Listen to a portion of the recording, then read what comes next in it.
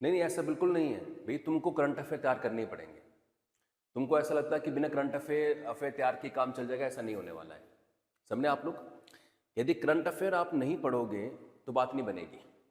मतलब अब आप टारगेट रखिए कि हर वीक जो है आपको 100 क्वेश्चंस कम से कम तैयार करना पड़े हर वीक। और आजकल जो सिनेरियो है वो चेंज हो रहा है। आजकल सिनेरियो जो है वो करंट अफेयर्स का वो इन्वॉल्वमेंट बढ़ चुकी है। तो अगर आप करंट अफेयर्स पे बहुत फोकस नहीं करेंगे तो कॉम्पिटिटिव एग्जाम में आपका कॉम्पीट करना आसान नहीं होगा। चलिए जी देखते हैं। देखिए करंट अफेयर्स में आज हम डिस्कस करने जा रहे हैं इस मार्च के मंथ के the most important current affairs. एक है अमोंडवा जनजाति ट्राइब, वो कौन से देश की है और बहुत ही फेमस ट्राइब है, ये ब्राजील की है। तो हाल ही में इस ट्राइब के ऊपर रिसर्च हुई है और ये मालूम चला है कि पृथ्वी पर जिन लोगों की उत्पत्ति सबसे पहले हुई थी वो शायद यही थे। तो ब्राजील के अंदर ये जनजाति जो है पाई जाती है। इसके बारे में हम सॉरी एक्सप्लेनेशन में डाल नहीं पाया यहाँ पर, ऐसे लिख लीजिए। तो ब्रैकेट में लिख लो कि जो ह्यूमन बीइंग का जो अर्ली एवोल्यूशन हुआ था, हम तो यही मानते हैं उत्पत्ति हुई थी इंसान की, तो उस उत्पत्ति के टाइम पर जो जनजातियां थी बनी या जैसे जैसे लोग थे वो लगभग ये है। यहां से फिर आगे लोग जो हैं इवॉल्व हुए हैं, ये आप नोट कर लीजिए। ठीक है जी, चलिए आगे डिस्कस करते हैं। तो मेनिंगोकोकल संक्रमण एक तरह का इन्फेक्शन है और ये इन्फेक्शन जो है वो बैक्टीरिया के कारण होता है जी। ये जो इन्फेक्शन है, संक्रमण है, ये बिकॉज ऑफ बैक्टीरिया होता है। बैक्टीरिया के कारण ये संक्रमण जो है वो होता है, बिकॉज ऑफ बैक्टीरिया। ठीक है जी। तो बैक्टीरिया के कारण क्या होता है? ये संक्रमण। बैक्टीरिया होता है जो रक्त संक्रमण पैदा करता है, ब्लड में इन्फेक्शन पैदा करता है। शॉर्ट में लिखो कि ब्लड इन्फेक्शन इससे होता है। तो ये ब्लड इन्फेक्शन जो है वो पैदा करता है, ब्लड इन्फेक्शन। हो गए जी।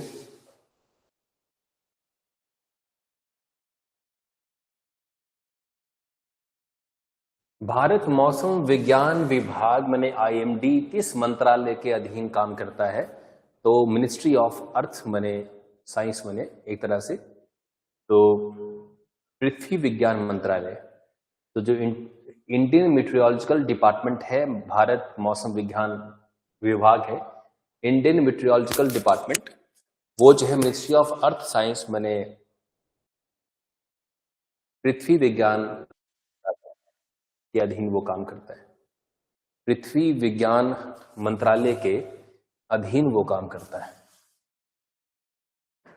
पृथ्वी विज्ञान मंत्रालय।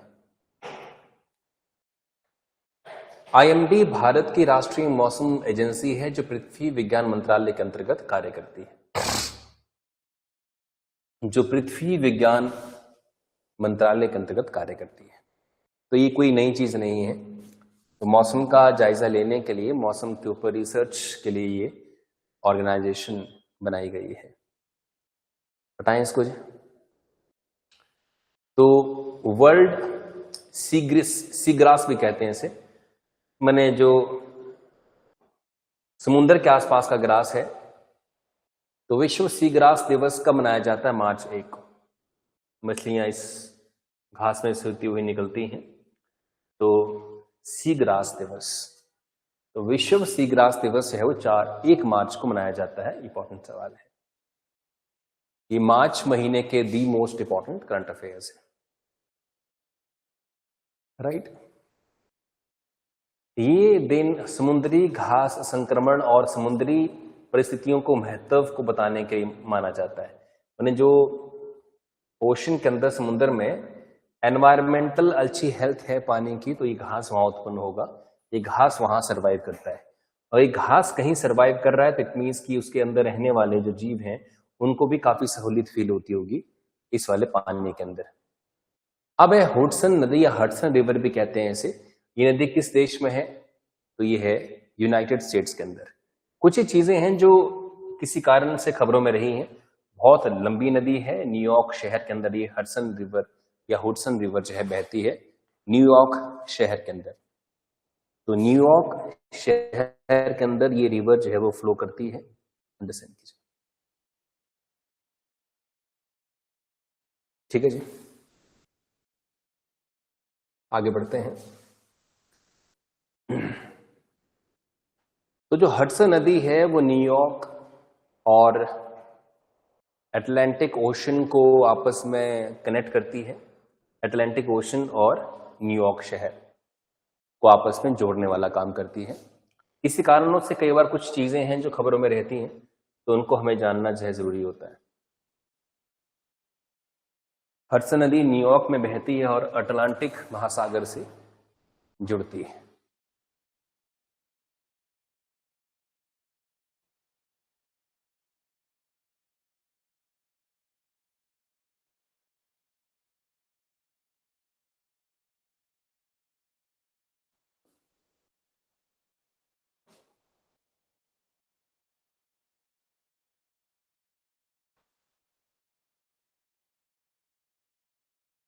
अब जो है एक स्थिल मिसाइल जो है किस देश द्वारा विकसित की गई है? रशिया के द्वारा ये मिसाइल। इसके बारे में कहा जा रहा है कि बहुत ही इफेक्टिव मिसाइल है, ये बहुत ही गुणी मिसाइल है। और आप जानते हैं रशिया और यूएस के बीच में काफी कंपटीशन है जहां तक फायर आर्म्स की बात है, फायर आर्म्स की। तो रशिया इसका क्या होगा? सही उत्तर होगा। रूस इसका सही उत्तर है, रशिया इसका सही उत्तर होगा। ठीक है जी, हो गया नोट।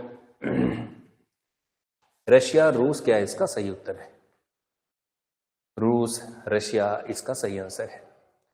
तो स्टिल एक जहाज आधारित सतह से हवा में मारने वाली एक मिसाइल है जिसे रूस ने विकसित किया है। नोट करिए।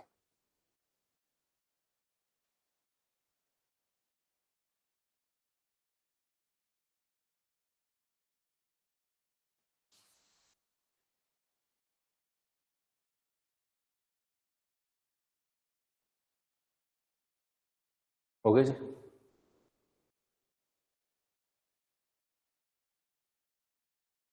चलिए, कौन सी कंट्री ने लेप्रसी माने कुष्ठ के रोग को कंप्लीटली समाप्त कर दिया है?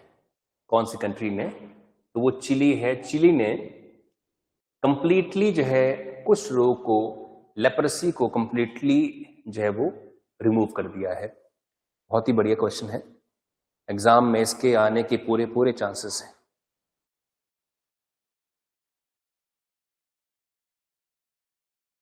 लेप्रसी, इस देश ने कुष्ठ रोग उन्मूलन की आधिकारिक पुष्टि प्राप्त की है, तो वो चिली है। CHILE, Chile. चलिए, Chile became the first country in the Americas to eliminate leprosy officially. तो ये पूरे जो अमेरिका कॉन्टिनेंट है, पूरे का पूरा महाद्वीप, इसमें वो पहला देश ऐसा बना है जिसने लेप्रेसी को रिमूव कर दिया है। ठीक है जी। तो लेप्रेसी को रिमूव करना आसान नहीं। कुष्ठ रोग तो आप जानते हैं भारत में तो अभी भी हर हॉस्पिटल के अंदर लिखा होता है कि कुष्ठ रोग का इलाज है, उपचार अपनाएं, फलना फलना। तो इट मीन्स अभी तो फैला हुआ पूरी तरीके से।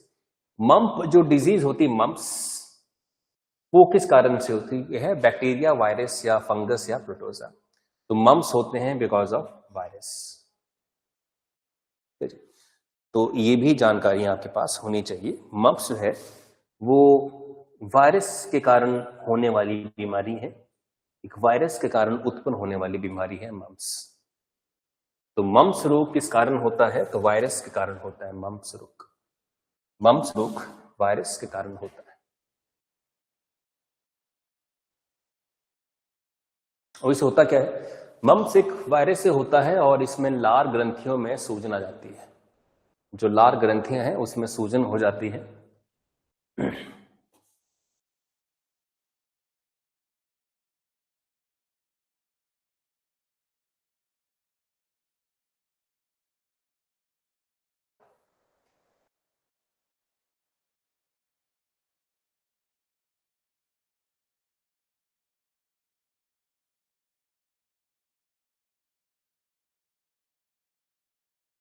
अब new fruit fly species discovered in which state, नई फल मक्खी प्रजातियां किस राज्य में खोजी गई हैं? तो ये हिमाचल प्रदेश में। हिमाचल प्रदेश के करंट अफेयर में पक्का क्वेश्चन आएगा। तो नई फल मक्खी प्रजाति जो है वो हिमाचल प्रदेश में खोजी गई है, हिमाचल प्रदेश में उसे इन्वेंट किया गया है। इंपॉर्टेंट सवाल है। तो नई फल मक्खी हिमाचल प्रदेश में खोजी गई है, और हिमाचल प्रदेश में कहा? हिमाचल प्रदेश के सोलन में से खोजा गया है। तो नीचे थोड़ा सा ब्रैकेट में सोलन डिस्ट्रिक्ट को भी लिख लीजिए, सोलन डिस्ट्रिक्ट में से खोजा गया है इसको, हिमाचल प्रदेश के सोलन में। India UK green hydrogen conference है कहां हुई है? भारत यूके ग्रीन हाइड्रोजन सम्मेलन कहां आयोजित हुआ है? तो नई दिल्ली के अंदर। भारत यूके ग्रीन हाइड्रोजन सम्मेलन जो है वो नई दिल्ली में आयोजित हुआ है, न्यू दिल्ली में आयोजित हुआ है, नई दिल्ली में आयोजित हुआ है।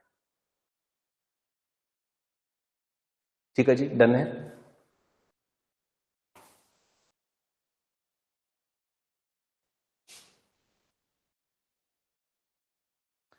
चलिए आगे बढ़ते हैं। The conference was held in new Delhi to promote green hydrogen. तो नई दिल्ली में कॉन्फ्रेंस हुई है ग्रीन हाइड्रोजन को प्रमोट करने की। देखिए ग्रीन हाइड्रोजन, जैसे हाइड्रोजन के बारे में मैंने आपको पहले कहा था कि हाइड्रोजन को हम पैदा कैसे करते हैं। जैसे मान लो ये जल है, पानी है, इसके अंदर रॉड डाली जाएंगी जिसको बोलते हैं कैथोड और एनोड इलेक्ट्रोड्स। ये एनोड होगा और ये कैथोड होगा, ऐसे मान के चलिए। इसमें फिर हम बिजली पास करेंगे।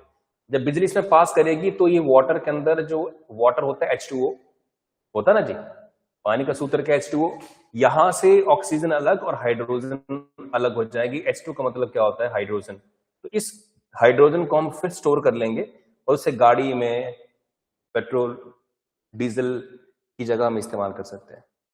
तो हाइड्रोजन बहुत कुकिंग के लिए इस्तेमाल कर सकते हैं। और हाइड्रोजन सबसे ज्यादा गुणी क्या है, मतलब फ्यूल है। जैसे हम अपने सिलेंडर में एलपीजी भरवाते हैं और उसे यूज करते हैं, सही है। जितने सिलेंडर में हम एलपीजी भरवाते हैं, जितने सिलेंडर में जो भी हमारा साइज है सिलेंडर का, वो मान लो अगर एक मंथ में खत्म हो जाती है, जैसे नॉर्मल 4-5 लोगों घरों में तो महीने में खत्म हो जाता है सिलेंडर एक। और इतने साइज में अगर एलपीजी नहीं, अगर हम यूज करें हाइड्रोजन, तो इतने से सिलेंडर के हाइड्रोजन जो है लगभग 2 साल काट सकती है। 2 साल सिलेंडर बढ़वाने की जरूरत नहीं। बट फिर वही बात है कि थोड़ी कॉस्टली होगी। अब नेचुरली सिलेंडर, आप महीने में जो गैस खत्म हो जाएगी उसका रेट होगा 1000 रुपए, और अगर हाइड्रोजन जो 2 साल चलेगी तो 12,000 रुपए का होगा। तो 12,000 इकट्ठे कोई पुअर या मीडियम क्लास में लोग बोलेंगे एलपीजी ठीक है। दूसरी बात, हाइड्रोजन का जो इस्तेमाल है वो फिर बहुत ही टेक्निकल तरीके से होगा। एलपीजी तो बहुत आसानी से मतलब यूज कर लेते हैं, आग भी लग जाए सिलेंडर के तो भी उसको आप आसानी से बुझा सकते हैं। तो हाइड्रोजन में इसमें आग लग गई तो फिर सेफ्टी इक्विपमेंट ठीक ठाक होने चाहिए, तो बचा पाएंगे अपने आप को। थार्ड की बात करेंगे। थार्ड एक मिसाइल डिफेंस सिस्टम है। थार्ड जो है मिसाइल रक्षा प्रणाली है। जैसे मान लो कोई दूसरे देश की मिसाइल भारत पर गिर रही है, हम थार्ड जैसी टेक्निक यूज करेंगे तो उसको हवा में ही मार देगी। ठीक है जी। S-400 और थार्ड का आपस में कंपटीशन है। Third air defence missile system है और S-400 भी वैसा वैसा है। भारत के पास S-400 मिसाइल डिफेंस सिस्टम है जो रूस का निर्मित है, रूस का बनाया हुआ है। और S-400 जो है वो थार्ड से ज्यादा कैपेबल है। रूस, इजराइल, यूनाइटेड स्टेट्स और जर्मनी, तो इसको बनाया किसने है? यूएस ने बनाया है। तो थार्ड जो सिस्टम है मिसाइल को हवा में ही मार देने का, हवा में ही तोड़ देने का, वो जो है वो यूनाइटेड स्टेट्स का बनाया हुआ है, अमेरिका का बनाया हुआ है। ठीक है जी। तो एक उन्नत बैलिस्टिक मिसाइल रक्षा प्रणाली जिसे अमेरिका ने विकसित किया है, ये मिसाइल को उसके अंतिम चरण में नष्ट करती है। जैसे ही मिसाइल गिरने वाली होती है तो वहीं उसको उड़ा देती है। ठीक है, इसमें कुछ विशेष बातें हैं, वो भी आप नोट करिए जरा।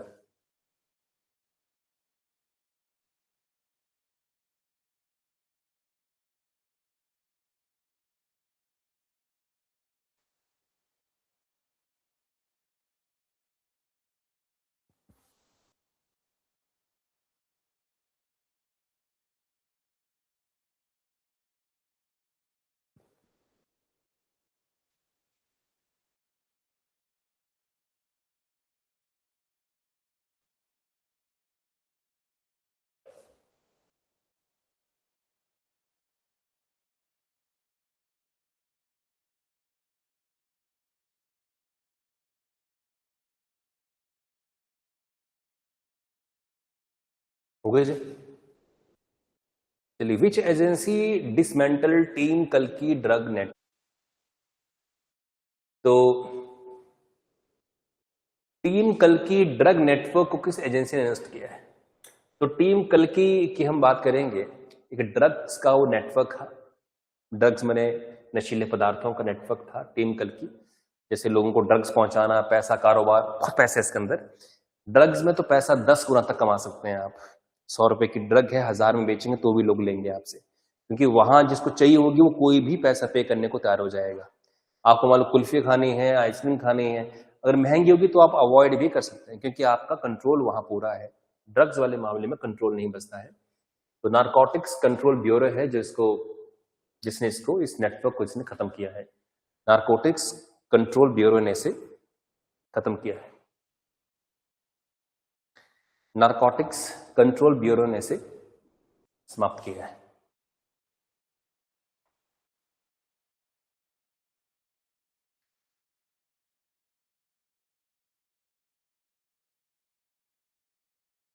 तो टीम कल्कि जो थी वो डार्क नेट पर चलने वाला ड्रग नेटवर्क था। डार्क नेट क्या होता है? एक ऐसा इंटरनेट जहां गवर्नमेंट एक्सेस नहीं कर पाती है कि ये कौन लोग हैं, लोगों की रीच से बाहर डार्क नेट पर चलाने वाला ड्रग नेटवर्क था। तो अंतरराष्ट्रीय सप्लाई, मैंने नीदरलैंड जैसे कंट्री से आ रहे थे, तो ये लिख लो सारी चीजें जी। नीदरलैंड जैसे देशों से वो ड्रग्स आ रही थी भारत में। Dark net, what is dark net? एक ऐसा इंटरनेट का फॉर्म जहां पर गवर्नमेंट एजेंसियां उन्हें जो है वो कंट्रोल नहीं कर पाती है।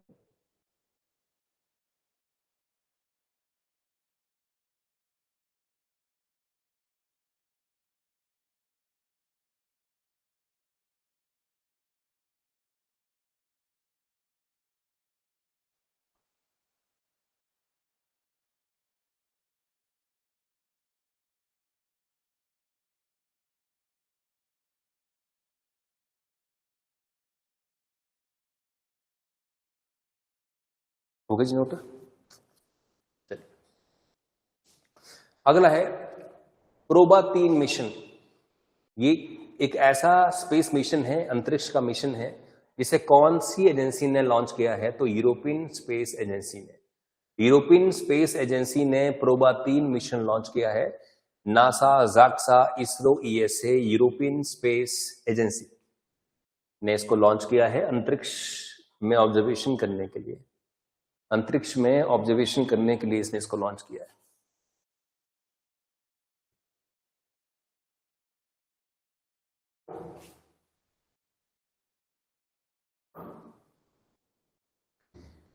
प्रोबा 3 मिशन लॉन्च, इसमें 2 उपग्रह मिलकर कृत्रिम सूर्य ग्रह बनाते हैं।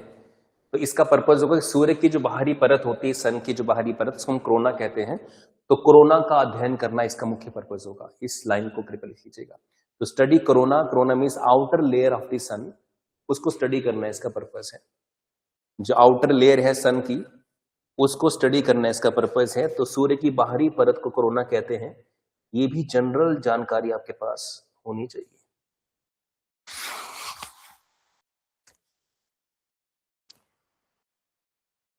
ठीक है जी। अगला सवाल, साइबर सेफ्टी प्रोटोकॉल 2026 को लॉन्च कौन सी स्टेट के द्वारा किया गया? केरल। साइबर सेफ्टी प्रोटोकॉल, मतलब आज की डेट में आप देखिए कि इंटरनेट को यूज करते समय पे अगर हमें प्रोटोकॉल याद नहीं रखे, प्रोटोकॉल का मतलब क्या होता है कि थोड़े से rules and regulation. Avoid opening suspicious mails, कभी भी कोई आपको मेल भेजे कि इसमें मेल करिए, तो वो भी एक वायरस हो सकता है। Suspicious mails, use a secure file sharing solution, use करना है। बहुत disable Bluetooth when you don't need it, जब आपको ब्लूटूथ नहीं चाहिए तो आपने इसको डिसेबल कर लेना है। ब्लूटूथ के जरिए भी कोई भी हैकर आपके फोन के आसपास के एरिया में आकर डेटा उठा सकता है। अनइम्पोर्टेंट इंफॉर्मेशन को स्टोर नहीं करना, जो भी है। चलिए, केरल सरकार ने छात्रों को साइबर खतरों से बचाने के लिए प्रोटोकॉल शुरू किया है।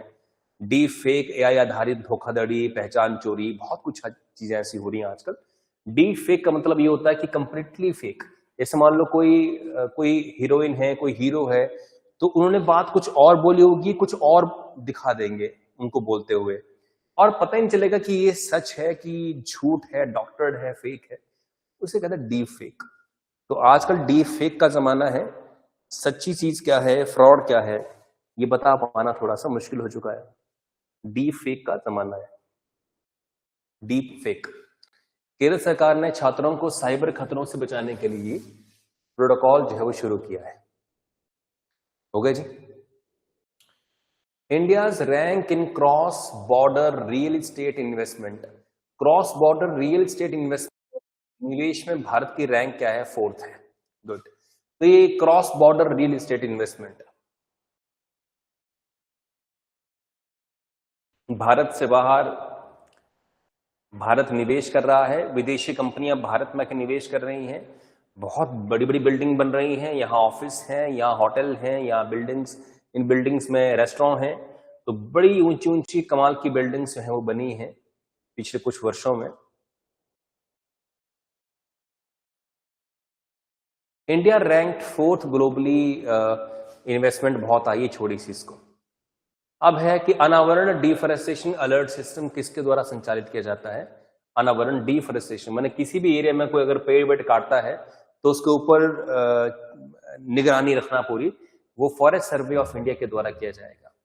फॉरेस्ट सर्वे ऑफ इंडिया के द्वारा वो चीज की जा रही है। तो इसको भी जो है आप ठीक से जो है वो नोट कर लीजिए, forest survey of India.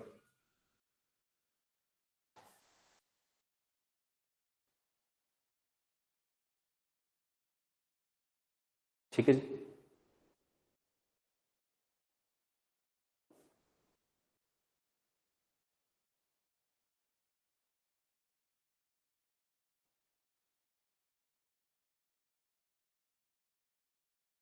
Satellite data, machine learning इत्यादि। शक्ति वॉक, शक्ति वॉक शी लीड्स भारत किस मंत्रालय के द्वारा लॉन्च किया गया है जी? Ministry of women and child माने शिशु और महिला मंत्रालय। तो ये स्कीम लॉन्च की गई, शी लीड्स भारत। वो क्या चीज है वो हम देखेंगे आगे, बट शी लीड्स भारत ये फिलहाल याद कर लीजिए, शी लीड्स भारत।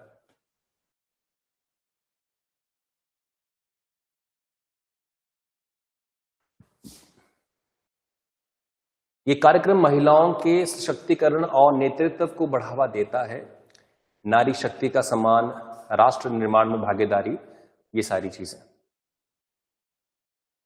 तो ये कार्यक्रम महिलाओं के सशक्तिकरण को और नेतृत्व को बढ़ावा देता है। अभी में एम्पावरमेंट, ये मुख्य मुद्दा इसके अंदर है। Cold response exercise conducted by, तो कोल्ड रिस्पॉन्स जो एक्सरसाइज है वो किसके द्वारा कंडक्ट की गई है, किसके द्वारा वो चलाया गया है? तो नाटो के द्वारा, North Atlantic Treaty Organisation, NATO. तो नाटो के बारे में प्रश्न आते हैं अक्सर एग्जाम के अंदर। तो नाटो ने इस मिशन को जो है वो लॉन्च किया है, नाटो ने ये मुहिम जो है वो चलाई है, नाटो। ठीक है जी।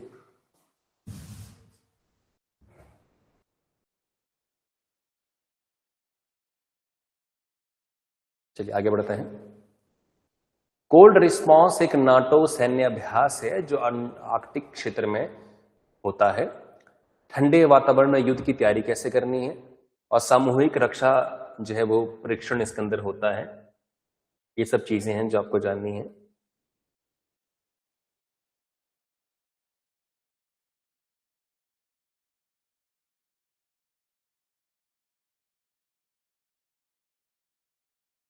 ठीक है जी।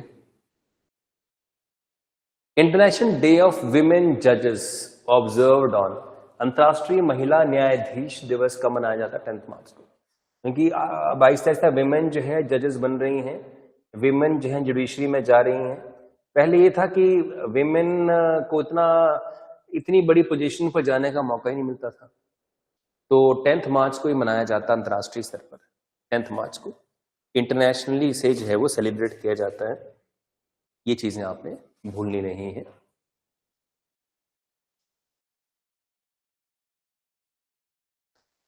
नेक्स्ट है smart sanitation tool launched in which city? Smart sanitation tool Delhi के अंदर, सैनिटेशन का तो सफाई वही करना। तो तो एक दौर ऐसा था कि गड्ढे के अंदर बंदा गिरता था, वो वहां से गंदगी निकालता था।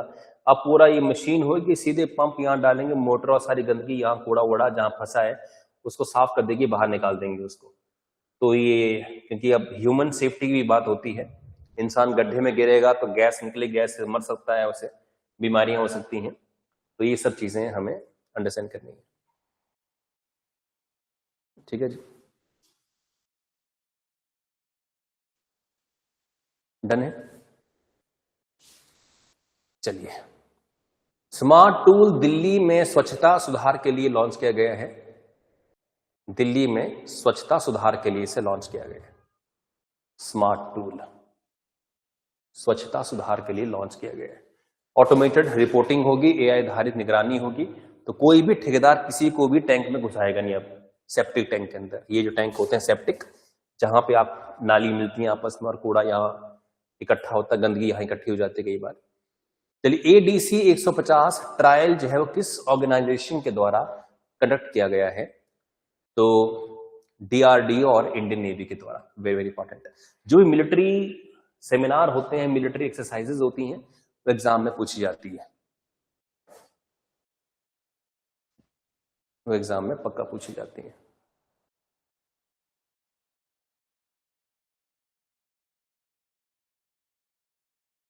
DRDO और भारतीय सेना ने इसको लॉन्च किया है, स्वदेशी एयर ड्रॉपर कंटेनर। ठीक है जी, जितना 150 किलोग्राम तक सामान लेके जा सकता है। जो भाई इतना इंपॉर्टेंट नहीं, छोड़ो इसको। नो स्मोकिंग डे 2026 जो है वो किस तारीख को ऑब्जर्व किया गया? 11 मार्च को। नो स्मोकिंग डे 11 मार्च को से किया गया सेलिब्रेट, नो स्मोकिंग डे। इसे भी अच्छे से नोट कर लीजिए, नो स्मोकिंग डे 11 मार्च। धूम्रपान के लिए लोगों को छोड़ने के लिए करना मोटिवेट, वो इसका पर्पस है। चलिए जी, गजपति साम्राज्य जो है वो किस राज्य से संबंधित है? तो उड़ीसा से है।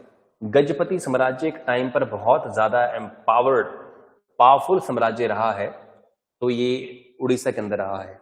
गजपति साम्राज्य उड़ीसा के अंदर। तो गजपति जो एम्पायर रही है, जो डायनेस्टी रही है, वो यहां रही है। ठीक है जी, गजपति साम्राज्य।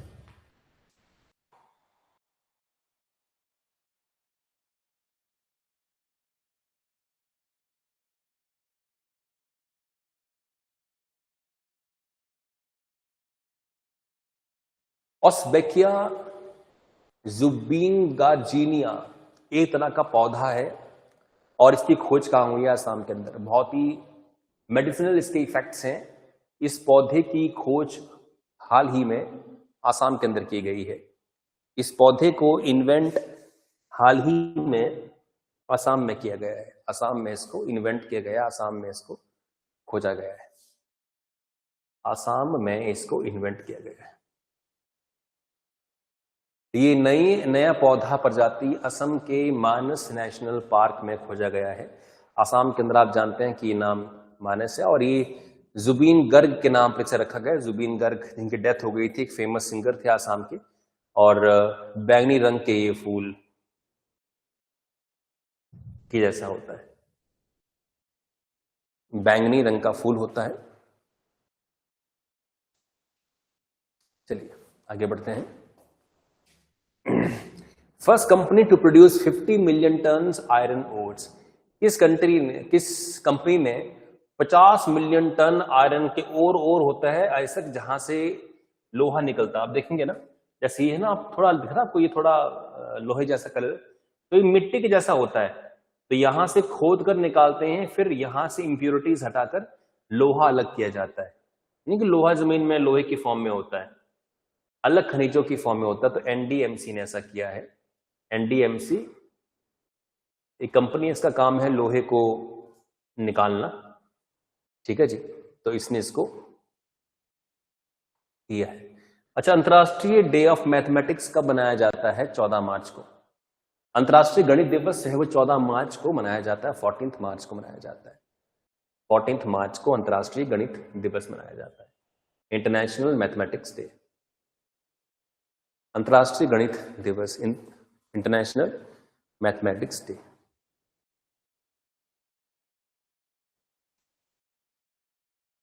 इसे पाई डे से भी सेलिब्रेट करते हैं। पाई की वैल्यू 3.14 होती है, तो इसको पाई डे से भी सेलिब्रेट किया जाता है। This is also important. विज्ञान और टेक्निक में रुचि लोगों की बढ़ाना है इसका पर्पस, तो शॉर्ट में इसे पाई डे भी कहा जाता है। चलिए, ज्ञानपीठ अवार्ड कौन सी फील्ड में देते हैं? लिटरेचर के अंदर, साहित्य के अंदर। साहित्य, तो आप साहित्य लेखक हैं तो आपको ज्ञानपीठ पुरस्कार जो है वो दिया जाएगा। तो ज्ञानपीठ पुरस्कार जो है वो साहित्य लेखन में दिया जाता है। साहित्य लेखन में ज्ञानपीठ पुरस्कार, ज्ञानपीठ पुरस्कार साहित्य में। ठीक है जी। It is India highest literary award जिसे हम कहते हैं। चलिए, तो साथी जो प्लेटफॉर्म है वो किस आईआईटी के साथ मिलकर लॉन्च किया गया? तो आईआईटी कानपुर के साथ। साथी प्लेटफॉर्म, साथी मतलब इंटरनेट का ये प्लेटफॉर्म होगा, इंटरनेट के ऊपर जानकारी यहां से मिलेगी आपको। तो साथी प्लेटफॉर्म जो है वो आईआईटी कानपुर के साथ मिलकर बनाया गया है, आईआईटी कानपुर के साथ। ठीक है जी। एंड फाइनली आईआईटी कानपुर क्या करेगा इसके अंदर? जेई और नीट जैसे एग्जाम की फ्री में तैयारी, फ्री में मॉक टेस्ट करवाएगा। यह हमारी पीपीटी समाप्त होती है। कल हम यहां से आगे बढ़ेंगे। तो ऐसा है कि आज हमने इस क्लास में करने डिस्कस करंट अफेयर्स। तो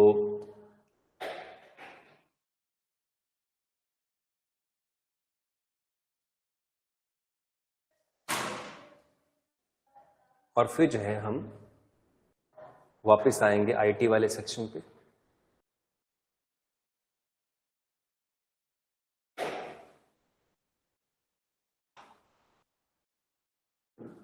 चलिए, यहां से बिगिनिंग होती है।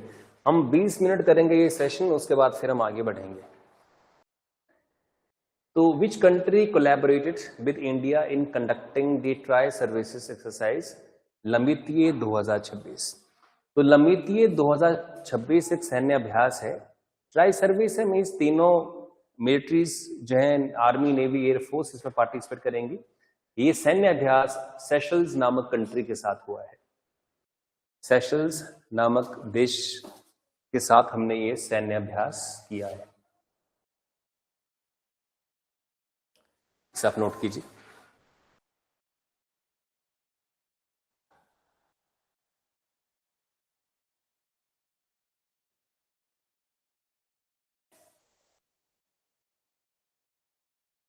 हो गए जी? डन है।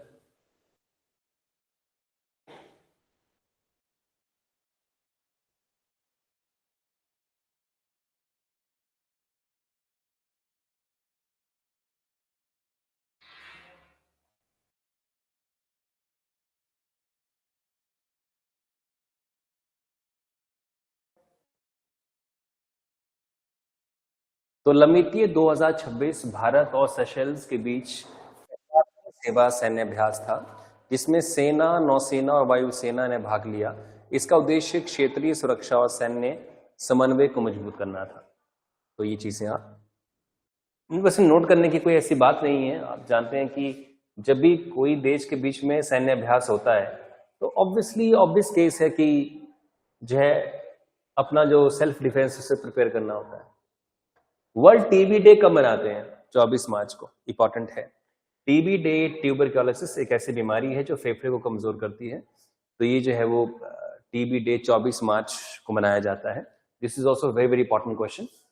World tuberculosis day. बहुत हद तक इंडिया में टीबी के केसेस कम हुए हैं, गवर्नमेंट के प्रयास बहुत जबरदस्त रहे हैं। तो टीबी डे जो है 24 मार्च को जो है वो मनाया जाता है।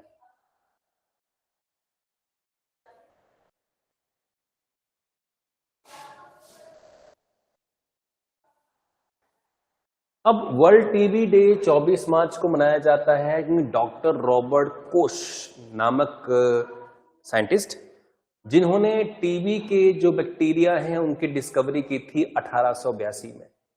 उसके बाद टीबी के बारे में अवेयरनेस फैली थी और फिर एलिमिनेशन के ऊपर काम चला था कि टीबी से हम मुक्त कैसे हो सकते हैं।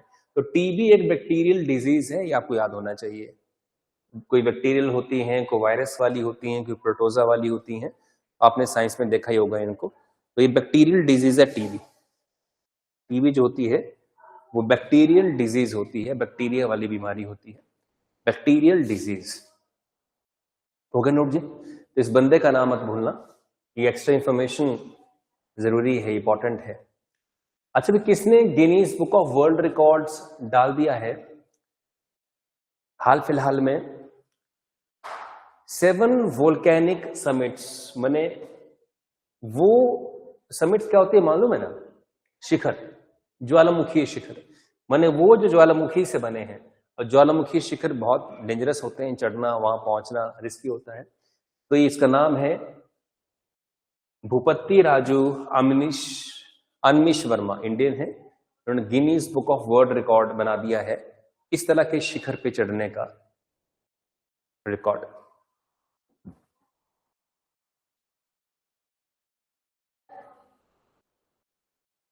ठीक है जी।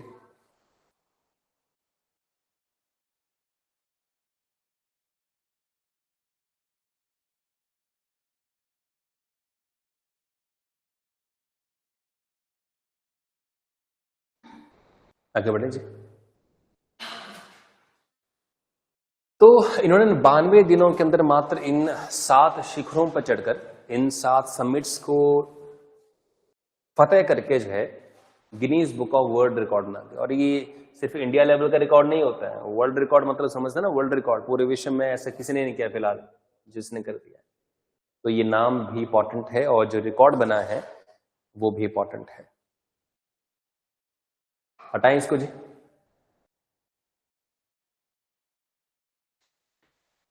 अच्छा, भुवनेश्वर में आयोजित हुई थी हाल ही में राष्ट्रीय पैरा एथलेटिक्स चैंपियनशिप में शॉर्टपुट के अंदर जो है वो किसने गोल्ड जीता है? तो रिया सोलंकी ने। ये है रिया सोलंकी, इसने शॉर्टपुट में ही जीता है, रिया सोलंकी ने।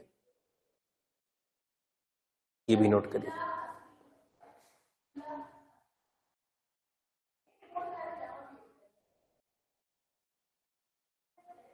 रिया सोलंकी ने, ये जो है वो शॉर्टपुट के अंदर रिया सोलंकी ने ही जीता।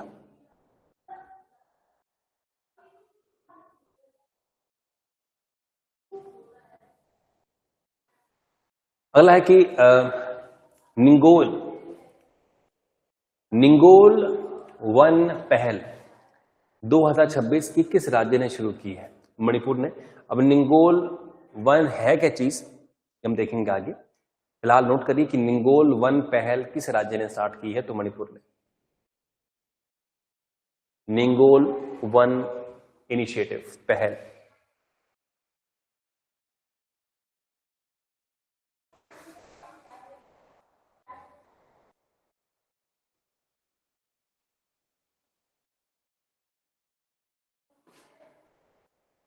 ठीक है जी।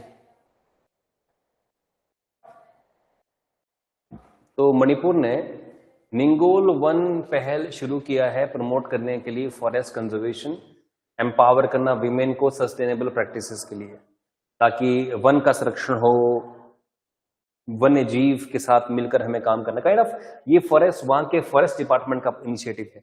कैसे लोग एनवायरनमेंट के साथ एक समन्वय बना सकते हैं, एक अच्छी पार्टिसिपेशन कर सकते हैं। अक्सर हमारी ही कुरीतियों के कारण जो है जंगल खत्म होते हैं, वन खत्म होते हैं, प्रदूषण होता है, हम ही उसके लिए जिम्मेवार होते हैं।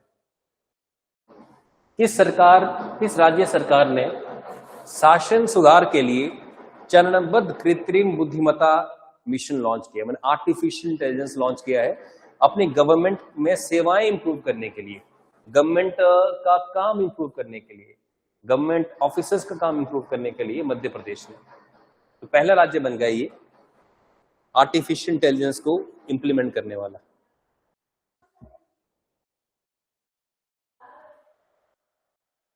आर्टिफिशियल इंटेलिजेंस को इंप्लीमेंट करने वाला।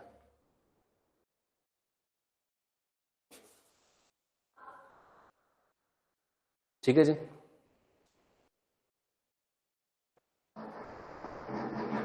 मध्य प्रदेश ने शासन सुधार और सेवा वितरण को बेहतर बनाने के लिए चरणबद्ध एआई मिशन की घोषणा की। इसमें इंफ्रास्ट्रक्चर, एआई का विस्तार और प्रशासन में उपयोग शामिल है। जनरल सी बात है, कॉमन सी बात है, पर फिर भी नोट करें इसे।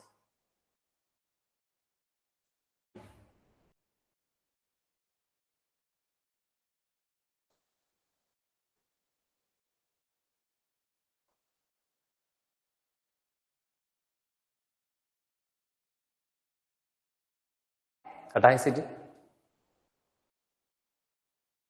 Which bank was penalized by the RBI for non-compliance with deposit norms? आप जानते हैं आरबीआई किसी भी बैंक पर कोई पेनल्टी या कोई दंड उनको दे सकता है, क्योंकि बॉस कौन है? आरबीआई है। भारत में जितने भी बैंक्स हैं वो किसके अंडर काम करते हैं? आरबीआई के, रिजर्व बैंक ऑफ। तो एचएसबीसी बैंक है, वैसे बैंक फॉरेनर बैंक है, विदेशी बैंक है, पर चूंकि अगर इंडिया में काम कर रहा है तो उसको इंडिया के नियम और रूल्स फॉलो करने पड़ेंगे। तो अभी हाल ही में इसने रूल का उल्लंघन किया और एचएसबीसी को जो है दंडित किया गया है। आरबीआई के द्वारा पेनल्टी लगाई गई है, फाइन लगाया गया है। ठीक है जी। तो पेनल्टी या फिर फाइन जो है इसे लगाया गया है। ठीक है जी।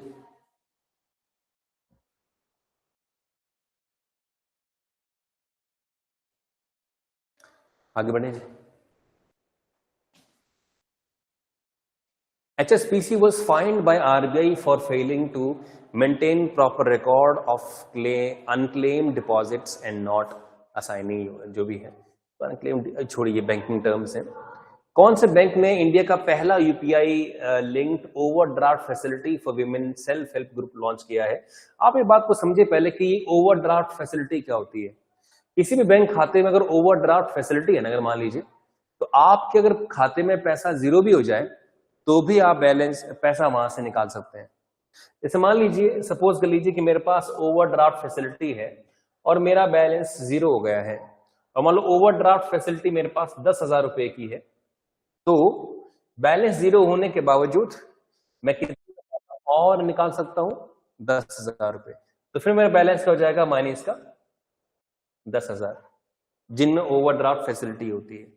इसका पर्पस क्या होता है कि आपका खाता जीरो भी हो चुका तो भी आप एक तरह से शॉर्ट टर्म लोन ले पाए ओवरड्राफ्ट फैसिलिटी के जरिए। अब सेल्फ हेल्प जो ग्रुप्स होती हैं, गांव में महिलाएं अचार बना रही होती हैं, कोई जुराबे बना रही होती हैं कुल्लू में, तो वीमेन कंट्रीब्यूट कर रहे हैं। तो अगर उनको कोई मान लो एकदम से नीड पड़ जाए, जैसे मान लो ऑर्डर आ जाए उनको कि जुराबें चाहिए, उनको मान लो किसी स्कूल के लिए जुराबे या स्वेटर चाहिए मान लीजिए, तो किसी स्कूल, प्राइवेट स्कूल के लिए मान लीजिए, अब मान लो उनको चाहिए स्वेटर मान लो 300, तो 300 स्वेटर के लिए कच्चा माल माने जो धागे वागे वो कहां से लेके आएंगे? वो पैसे चाहिए उसके लिए।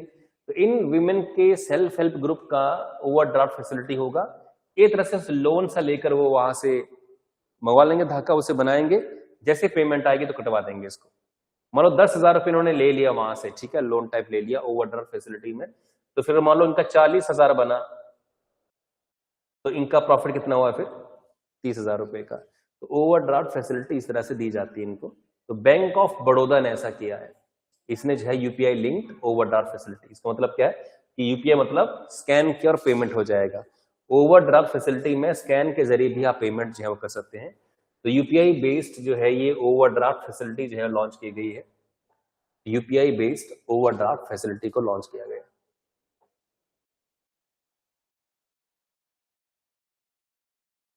चलिए ठीक है। वित्त वर्ष 26-27 के बजट में इंदिरा फैमिली लाइफ इंश्योरेंस योजना किस राज्य ने शुरू की है? तो इंदिरा अम्मा जो है ये स्कीम शुरू की है तेलंगाना के अंदर। तो तेलंगाना सरकार ने ये स्कीम जो है वो लॉन्च की।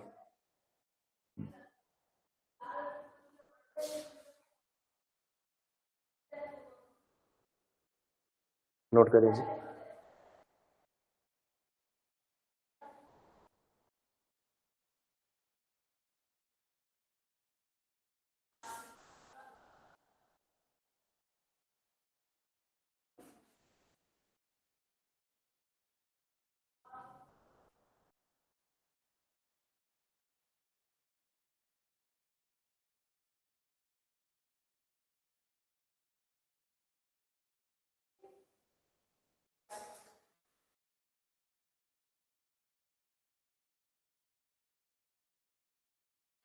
तो तेलंगाना ने अनाउंस की है Indiramma family life insurance scheme. 5 lakh का इंश्योरेंस मिलेगा उन फैमिली को जो गरीब फैमिली है। काइंड ऑफ ये तो वही स्कीम हुई जो कि हम बात करते हैं कि आरोग्य सेतु योजना, जन आरोग्य योजना। तो जन आरोग्य जो प्रधानमंत्री आयुष्मान भारत स्कीम है जिसमें 5 लाख तक का इंश्योरेंस कवर मिलता है, ये वैसी स्कीम है। तो मैंने तेलंगाना की सरकार ने लगभग वही स्कीम को वहां इंप्लीमेंट किया है, बट नाम चेंज करके। क्योंकि अगर पीएम आयुष्मान भारत लिखेंगे तो लगता है लोगों को वहां के स्टेट के ये तो मोदी की स्कीम है, राज्य सरकार क्या कर रही है इसके अंदर। तो ज्यादातर केसेस में स्कीम के नाम चेंज हो जाते हैं। जैसे हिमाचल प्रदेश में नाम क्या है, हिम केयर योजना। आयुष्मान भारत नहीं बोलते, यहाँ पे हिम केयर कहते हैं। क्योंकि अगर आयुष्मान भारत रखेंगे तो यहाँ का जो चीफ मिनिस्टर होगा, वहां के लोगों में जब वोट मांगने जाएगा इलेक्शन के समय, तो लोग क्या बोलेंगे, ये तो स्कीम तो मोदी की थी, तुमने क्या किया इसके अंदर। जबकि आप जानिए केंद्र की कोई भी स्कीम जो होती है उसमें 50% कॉन्ट्रीब्यूशन किसका होता है, राज्य सरकारों का। पैसा वो खर्च करते हैं 50%। और हॉस्पिटल किसके होते हैं, वो भी राज्य सरकारों के होते हैं। अचंबा हॉस्पिटल किसका है, स्टेट गवर्नमेंट का है। हमारे हिमाचल प्रदेश में केवल एक ही हॉस्पिटल है जो कि सेंट्रल गवर्नमेंट का है, और वो एम्स बिलासपुर है। इसके अलावा टांडा हो जाए, चाहे आईजीएमसी शिमला है, बड़े बड़े इंस्टीट्यूट्स हैं, वो सारे के सारे स्टेट गवर्नमेंट के अंडर आते हैं। तो आयुष्मान भारत में जो फ्री इलाज होगा वो तो इन संस्थानों के अंदर होगा, वो तो स्टेट गवर्नमेंट के खर्चे पे चलते हैं। तो फिर मोदी का नाम वहां क्यों आना चाहिए। तो इसलिए स्टेट गवर्नमेंट मतलब थोड़ा सा परहेज करते हैं सेंट्रल गवर्नमेंट की स्कीम को एज इट इज लॉन्च करने में, उनका वो नाम चेंज कर लिया करते हैं। ठीक है जी, इस बंद को भूल जाइए। फिलहाल एक नया सवाल है कि हाल ही में यूके के हाउस ऑफ कॉमन्स, जैसे हमारे यहाँ लोकसभा होती है तो वहां हाउस ऑफ कॉमन्स होता है, में कला और संस्कृति के लिए महिला सशक्तिकरण पुरस्कार किसे मिला है, तो ऋतुपर्णा सेनगुप्ता। ये नोट करिए बढ़िया से।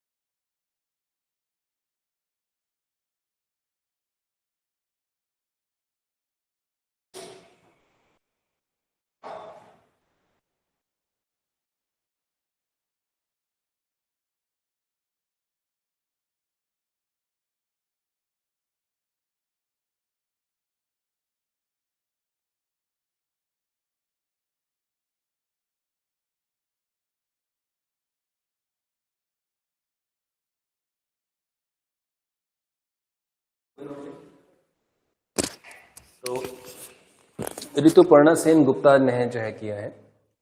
ठीक है, चलिए, ये है वो जिसको मिला है अवार्ड। तो which company launched India's first 24/7 LPG ATM in Gurgaon. तो एलपीजी एटीएम, अब कितनी बढ़िया बात है, हम लोग लाइन में लगते हैं तो गैस मिलती। आजकल तो स्थिति वो है, पहले क्या था, खैर आजकल भी ऐसा हो जाता है, वैसे बुकिंग हो नहीं रही थी कुछ टाइम से, तो हम लोगों को अपना सिलेंडर लेके वहां जाना पड़ रहा था। वहां लाइन में लगे हुए लोग थे, उनके बीच में जाकर जो है वो उस पर साइन करवाओ। ऑनलाइन बुकिंग खत्म हो चुकी थी। अब इसका पर्पस क्या होगा जी, इस जैसे आपने अपने सिलेंडर लिया, जैसे एटीएम से पैसे नहीं निकालते हैं, वैसे बटन ऑन किया, सिलेंडर आपका भर जाएगा, कहीं जाने की जरूरत ही नहीं, पैसा पे करिए, सिलेंडर भर जाएगा आपका। तो आपके कोई भी आपको गैस चाहिए, सीधे वहां गए, बटन दबाए, भी कितने गैस, जैसे सिलेंडर आपने ले लिया, उस सिलेंडर में लो सपोज 14 किलो वाला सिलेंडर है, 14.5 वाला, तो उसमें आप जानते हैं कि सिलेंडर जो है वो 14-15 किलो ही भरा जाएगा गैस। और आप चाहते हैं कि 200 की गैस भरनी है, जैसे पेट्रोल डालते हैं पेट्रोल टंकी में, तो पेट्रोल 30 लीटर डल सकता है, 40 लीटर, आप डलवाते हैं कई बार 5 लीटर, भी 500 का डालना, भी 1000 का डालना, भी 200 का डालना। तो सेम आप गैस अपने अनुसार डलवा सकते हैं। मान लो आप स्टूडेंट हैं, आपको लगता है कि नहीं मैंने 2 महीने बाद सपोज मैंने जो है वो कॉलेज मेरा खत्म हो रहा, तो मैंने निकल जाना है, तो 2 महीने के लिए आधा सिलेंडर भरवाइए, ताकि खाली फिर लेना आसान रहे, वो तब तक खत्म हो जाएगी, वो 100 की भरवाइए, 150 की भरवाइए। तो ऐसे एटीएम्स अगर बन जाएंगे हर शहर के अंदर तो दिक्कत नहीं रहेगी, है कि नहीं है। बट फिलहाल तो यार बहुत मुश्किल है ऐसा कि हिमाचल या यहाँ हो जाए। मतलब डेमोन्स्ट्रेशन पर्पस है, इसे लॉन्च किया भारत पेट्रोलियम कॉर्पोरेशन लिमिटेड ने, इस कंपनी ने इसको लॉन्च किया है। ये पहला जो है वो एक तरह से एलपीजी एटीएम है, ठीक है जी, एलपीजी।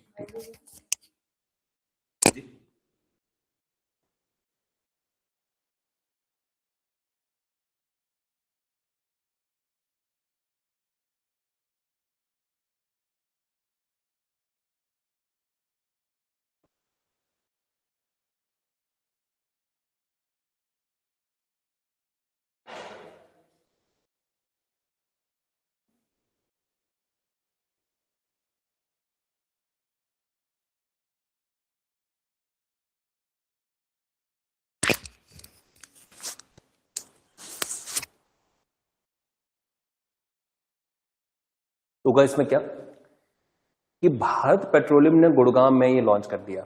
इसमें उपभोक्ता ओटीपी आधारित डिजिटल सिस्टम से कभी भी सिलेंडर बदल सकते हैं आराम से। सिलेंडर एक ये भी होगा फैसिलिटी कि आप अपना सिलेंडर खाली लेके गए, वहां पे स्कैन किया, ओटीपी आएगा, तुरंत दूसरा सिलेंडर वो आपने उठाया और निकल गए वहां से, जैसे आप कैश निकालते हैं वो पिन डाल के, तो वो चीजें यहाँ होने वाली है। अगला कि भारतीय नौसेना 3 अप्रैल 2026 को अपने नवीनतम स्वदेशी स्टील फ्रिगेट तराकिरी को कहां कमीशन करे, कमीशन मैंने कहां स्थापित करेगी। ज्यादातर केसेस में अगर आपको नहीं भी आया तो विशाखापट्टनम इसका राइट आंसर होता है, क्योंकि ज्यादातर हमारी नेवी का जो बेस है वो विशाखापट्टनम वाले एरिया के अंदर है। तो विशाखापट्टनम वाले एरिया में तारागिरी उसका नाम होगा, या तरागिरी कुछ भी कह सकते हैं। तो ये हमारे एक सबमरीन है, एक तरह से आप कह सकते हैं, बहुत बड़ा जहाज इस पे बोल सकते हैं, स्टील फ्रिगेट ये है।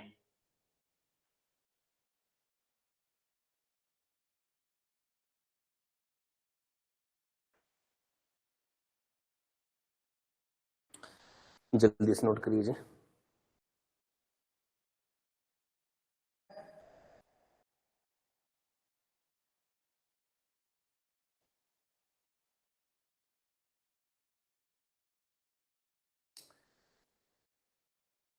ये इंपॉर्टेंट लाइन नहीं है। यूके भारत व्यापार संबंधों को मजबूत करने के लिए किसे केबीई सम्मान दिया गया है, नाइट कमांडर सम्मान दिया गया है, एन चंद्रशेखरन। एन चंद्रशेखरन इस समय टाटा ग्रुप का जो है वो चेयरमैन है। तो यूके ने इंडिया के साथ रिलेशनशिप अच्छे करने के लिए नाइट कमांडर जो है वो उसे सम्मान दिया है, नाइट कमांडर का, ठीक है जी, इस आप नोट कर लीजिए, नाइट कमांडर का उसे सम्मान दिया गया, knight commander N Chandrasekaran.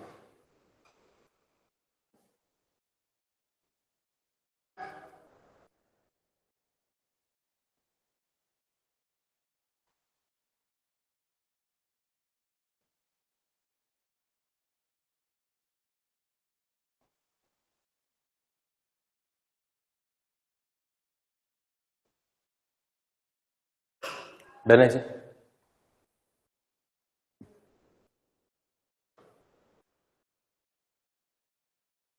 N Chandrasekaran जो चेयरमैन है Tata Sons received honorary KBE for strengthening UK India relationship. जो भी है सारा बिजनेस वाला मामला होता है, क्योंकि बिजनेस में आप इन्वेस्टमेंट करते हैं किसी देश के अंदर, तो वहां से रिलेशनशिप आपके स्ट्रांग होते हैं।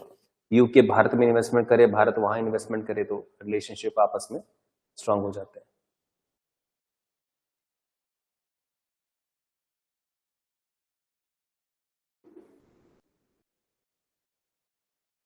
होगी जी, कुछ नहीं इसके अंदर। सबसे कम उम्र की महिला T20 शतकवीर बन गई हैं, जिसका नाम है फेमी ओटागू शिमानिंदे। ये किस देश से संबंधित हैं? तो रवांडा की है। सबसे कम एज में T20 सेंचुरी लगाने वाली, तो ये क्वेश्चन एग्जाम में आ सकता है। नहीं, आजकल क्रिकेट से क्वेश्चन काफी बन रहे हैं, तो ये क्वेश्चन के एग्जाम में आने के चांसेस बन सकते हैं।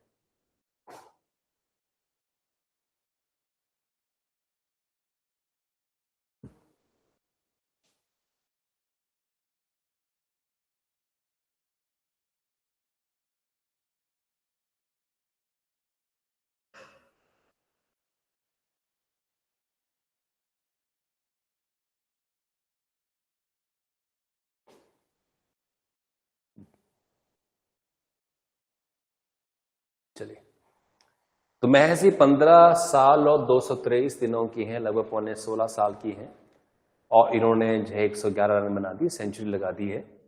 तो रवांडा की प्लेयर है।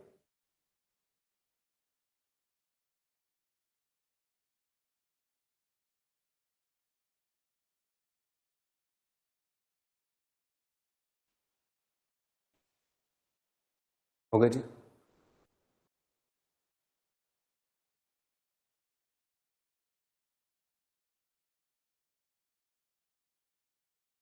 विच company has launched a affordable, किस कंपनी ने हाल ही में मल्टी डोज पेन के साथ किफायती सेमाग्लूटाइड इंजेक्शन लॉन्च किया है? इंपॉर्टेंट है जी। तो सेमाग्लूटाइड इंजेक्शन जो है वो जाइडस नामक कंपनी ने लॉन्च किया है। सिप्ला, सन फार्मा और डॉक्टर रेड्डी, ये भारत में वैसे 3 बड़ी कंपनियां हैं जिन्होंने फार्मेसी की होती है। तो सिप्ला में काम करना बहुत बड़ी सैलरी होती है, सन फार्मा बहुत बड़ी कंपनी है, डॉक्टर रेड्डी तो खैर एक अलग लेवल का उसका एक स्तर है।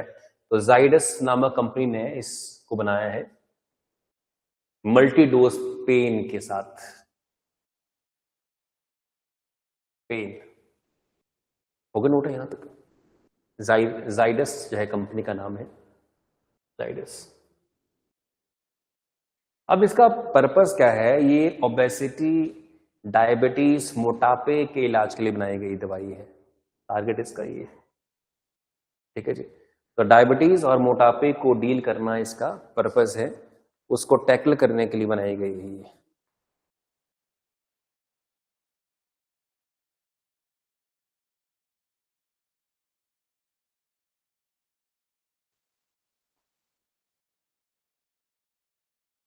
हो गया जी। एंड फाइनली 2026 में 39वीं Yonex sunrise junior national badminton championship की मेजबानी किस राज्य को दी गई? सिक्किम को। तो सिक्किम में ये बैडमिंटन चैंपियनशिप होने जा रही है, जो कि नेशनल स्तर की है, नेशनल लेवल की है, सिक्किम में होने जा रही है। ठीक है जी। चलिए आज यहां तक ही डिस्कस करते हैं, इसे क्लोज करते हैं, बाकी डिस्कशन हम कल कर लेंगे।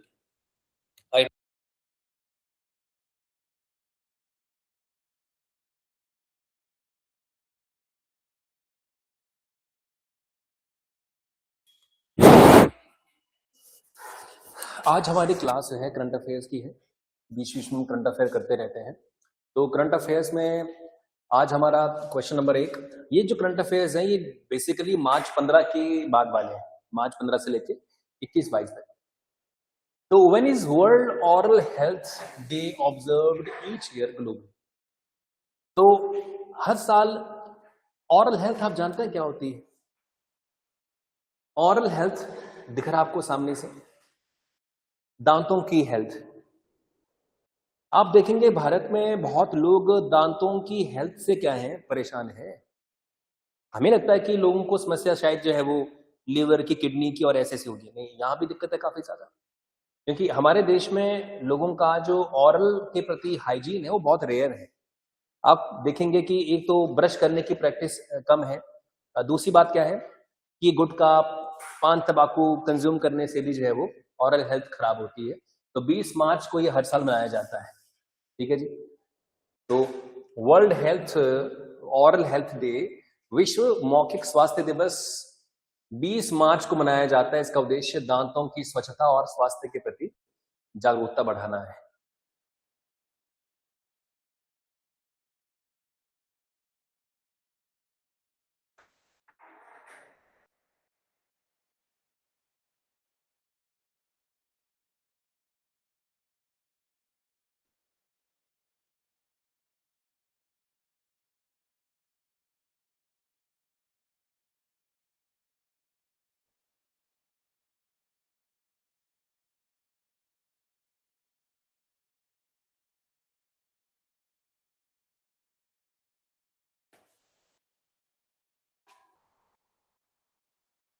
What is the name of the campaign launched by the Ministry of Ayush to promote daily yoga practice across India?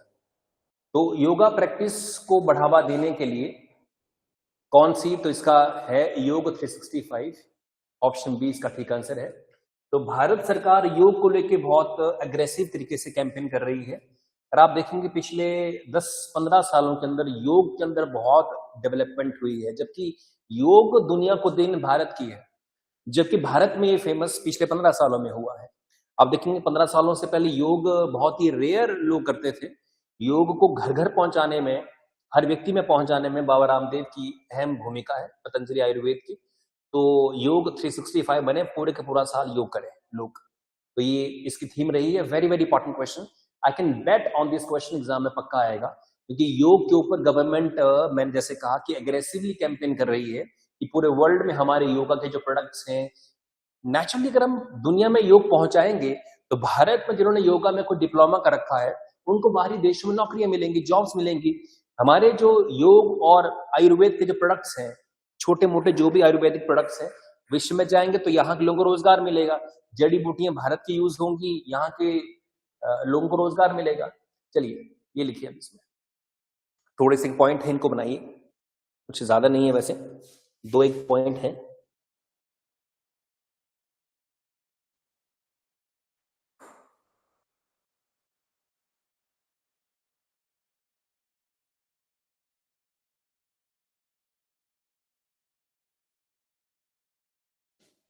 आगे बढ़े जी।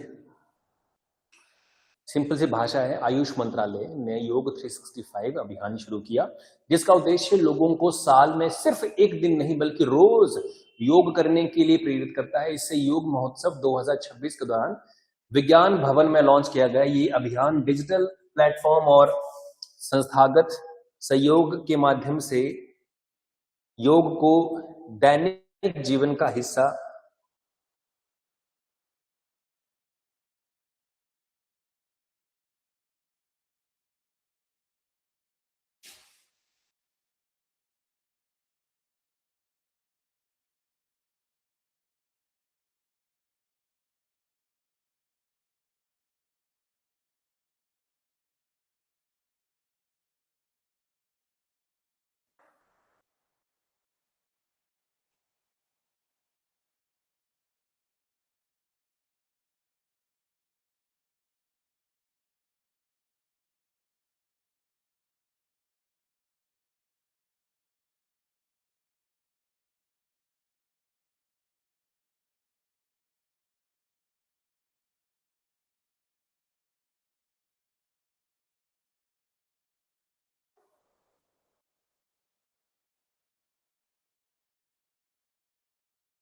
चलिए जी, हो गए नोट, लिखो भाई। नेक्स्ट है, in which year will India host world indoor athletics.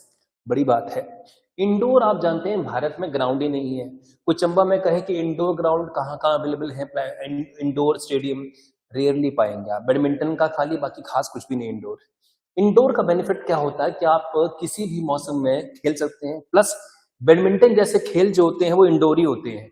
हवा चल रही थो ना, वहां खेला था बैडमिंटन, तो इंडोर हमारे स्टेडियम ही नहीं है, इतनी इन्वेस्टमेंट करी ही नहीं है।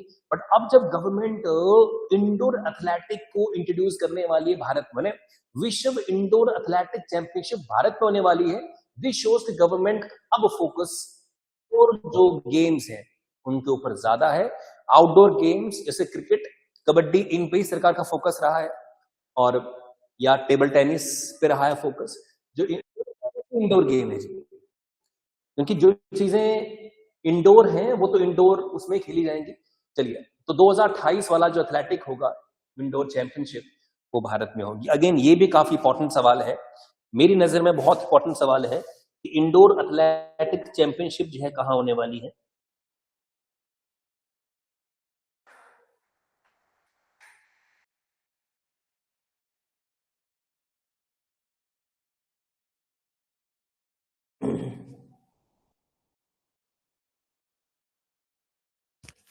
ठीक है जी, एक मिनट।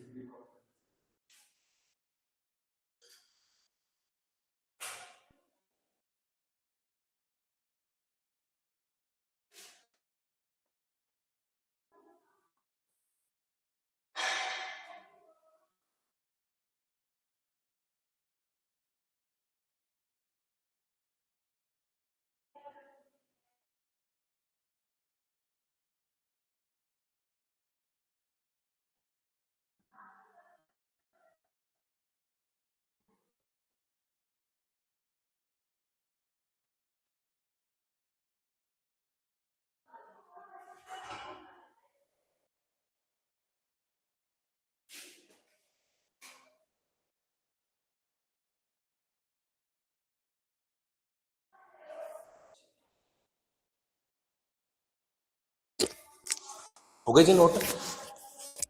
चलिए आगे बढ़ते हैं।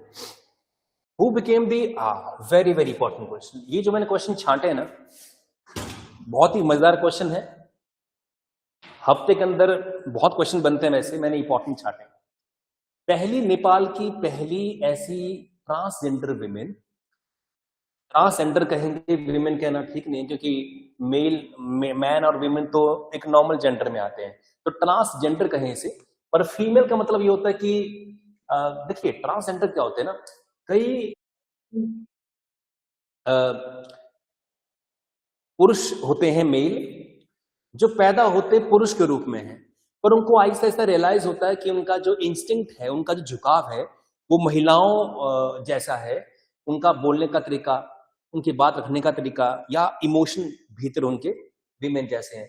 तो फिर वो अपना एक तरह से अपना बोल चाल, कपड़ा वपड़ा, बाल बड़े कर लेना, मेकअप करना, तो है ये पुरुष, पर क्या बन गई, महिला बन गई है। इन्हें किन्नर भी कहते हैं लोकल भाषा में। तो भूमिका श्रेष्ठा वेरी वेरी इंपॉर्टेंट है। ट्रांसजेंडर महिला जो है वो नेपाल की पहली जो है। भारत में ऐसा नहीं हो पाया है, भारत में कोई ट्रांसजेंडर महिला आज तक न एमएलए बनी है न बनी है सांसद, क्योंकि हमारे देश में ट्रांस को कोई वोट ही नहीं करेगा, बोलेंगे ये थोड़ा हमारा रिप्रेजेंटेशन करेंगे। तो अभी भी भारत में कहीं ना कहीं पुरुष और महिलाओं से हम जूझ पा रहे हैं। जैसे कोई महिला को इलेक्शन में खड़ा कर दो, तब भी उसके जीतने के आसार कम हो जाते हैं, क्योंकि लोग महिला को भी सपोर्ट नहीं करते हैं। मेल जो कम्युनिटी है भारत में, उसको लगता है कि उनकी लीडर विमेन नहीं होनी चाहिए। ऐसा आप एग्जाम निकाल लो तो आप तो अफसर बन जाते हैं, तो जो पुरुष ऑफिसर आपके नीचे होंगे, उनको आपकी बातें सुननी पड़ेगी मजबूरी से। पर जहां चुनने की बात है, इलेक्शन में पार्टिसिपेट करने की बात है, रेयर चांस है कि महिला को पुरुष वोट करेगा जितवाने के लिए, रेयर। हाँ, कई एक्सेप्शनल केसेस हैं। सुषमा स्वराज बनी, बहुत बड़ी मंत्री बनी, रेयर केसेस हैं। हिमाचल प्रदेश में भी आशा कुमारी डलहौजी से रेयर केस है, मगर रेयर बोलेंगे इसको। चंबा में 5 विधानसभा सीटें हैं, कितनी विमेन के कंट्रोल में है, एक ऐसे, और एक भी आप नहीं कह सकते भी दबदबा है वहां पर, था दबदबा, अब दबदबा खत्म हो रहा है। और जो डलहौजी से हम बाहर निकले तो चुरा में कोई महिला नहीं आई कभी, इस तरह से भरमौर से कोई विमेन को हम इमेजिन नहीं कर सकते कि कोई महिला चुन के आएगी। चंबा सदर से इमेजिन नहीं कर पा रहे हम लोग। हाँ, अगर चंबा सदर से चुन के आएगी तो वो एमएलए की वाइफ होगी, अगर महिलाओं के लिए सीट रिजर्व कर दी तो नॉर्मल कोई विमेन चूज लोग करेंगे, ऐसा मुमकिन? जैसे आपके यहाँ अभी पंचायतों वाले चुनाव होने वाले हैं, तो अगर कोई सीट रिजर्व हुई विमेन के लिए, तो कौन सी महिला खड़ी होती है प्रधान के लिए, प्रधान के लिए? वही है, उसकी वाइफ खड़ी होती है।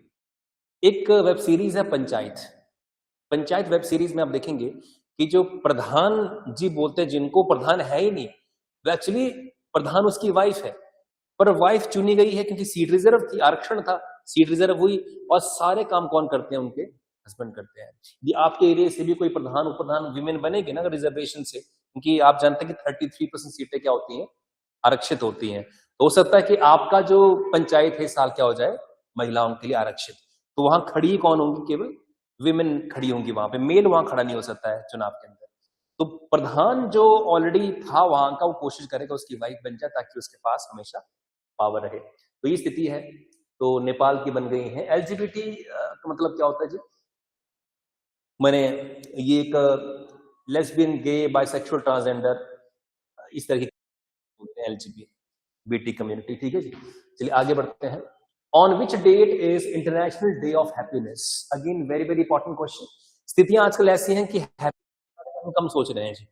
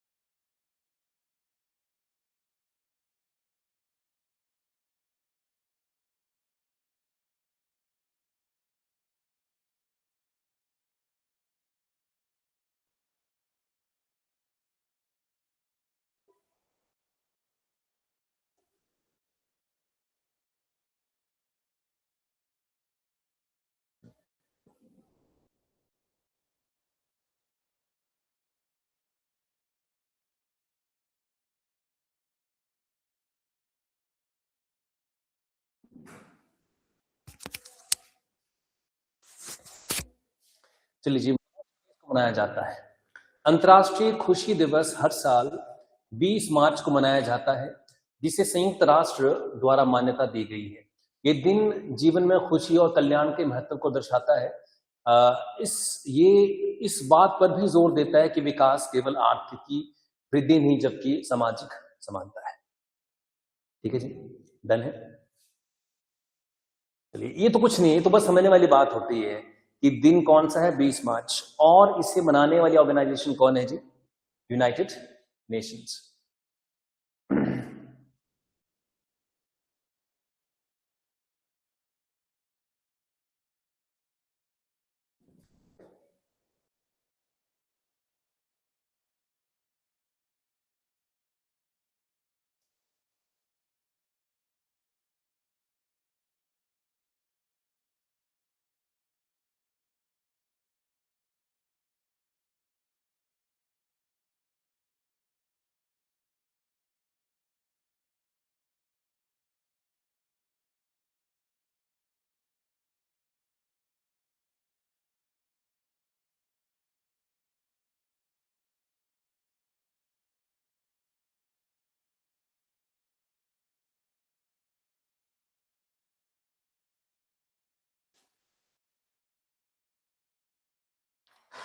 चलिए जी, हमने तो डिस्कस करी है कि वर्ल्ड हैप्पीनेस डे कब मनाते हैं, पर आप जानते हैं कि उससे ज्यादा इंपॉर्टेंट क्वेश्चन क्या है कि वर्ल्ड हैप्पीनेस रिपोर्ट के अंदर टॉप किसने किया है?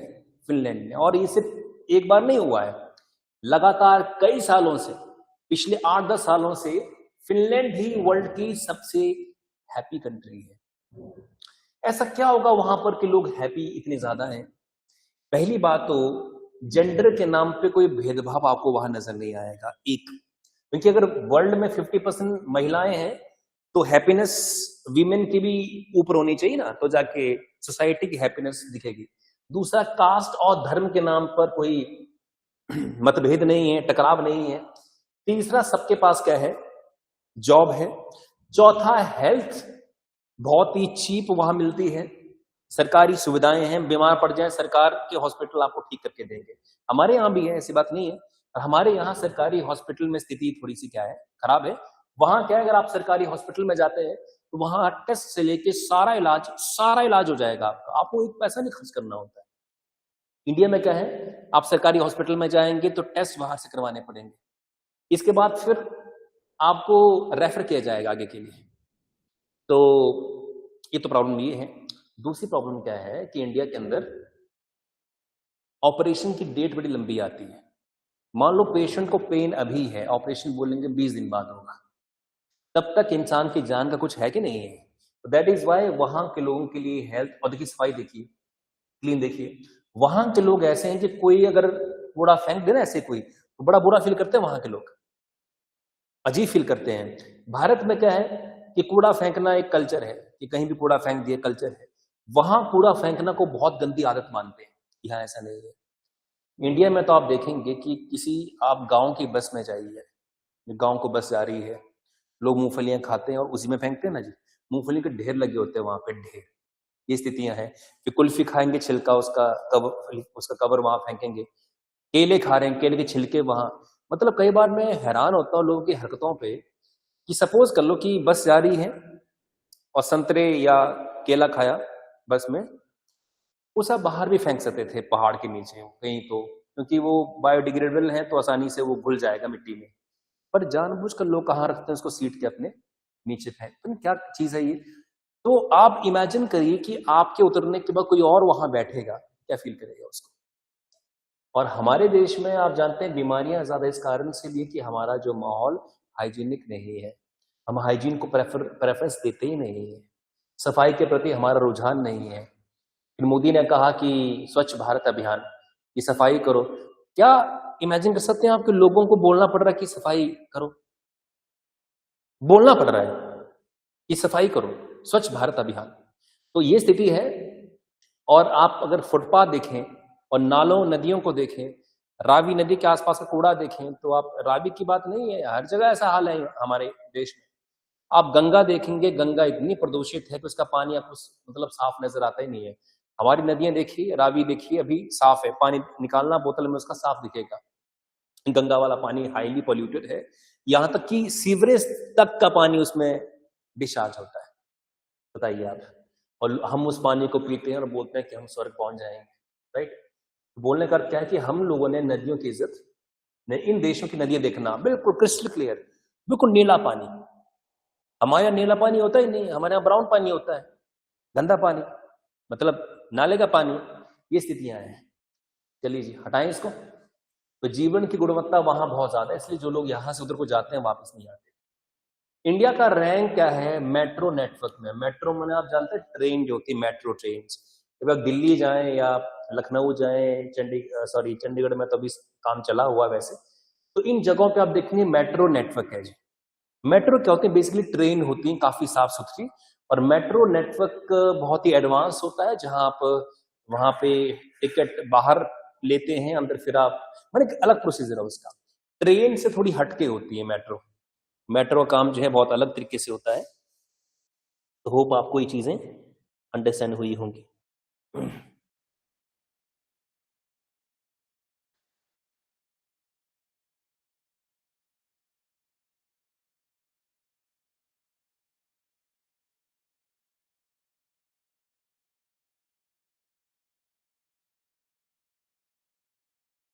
तो भारत दुनिया का तीसरा सबसे बड़ा मेट्रो नेटवर्क है, जिसकी कुल लंबाई 1143 किलोमीटर से अधिक है।